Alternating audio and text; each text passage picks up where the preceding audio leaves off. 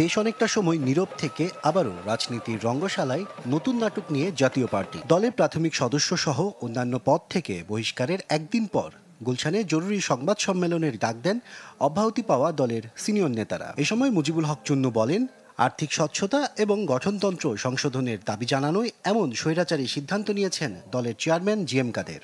দলের হিসাব চাওয়ার কারণে, দল একটা যৌথ নেতৃত্ব গড়ে তুলবার জন্য দাবি করার কারণে আপনি কাউন্সিলকে সামনে রেখে দলের 10 জন সিনিয়র নেতা বিনা কারণে প্রাথমিক সদস্য পদ থেকে তাদের পদ থেকে অবতীর্ণ দিলেন।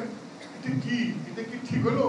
এটা তো মানে অবৈধ। শুধু এটা একটা স্বৈরাচারের বড় একটা উদাহরণ।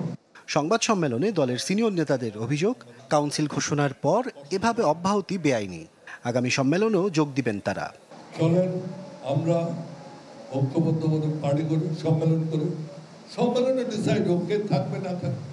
আপনার কাউন্সিলে ইজ দ্য হাইয়েস্ট বডি, সেই কাউন্সিলে আমরা যাই। কাদের সাহেব কেন এই কাজটি করলেন, তার কি হয়েছিল, তার কি অসুস্থতা আসছে নাকি, এটা পরীক্ষা করার প্রয়োজন আছে। এটা কোনো সুস্থ রাজনীতিবিদ এই ধরনের কাজ করতে পারে না।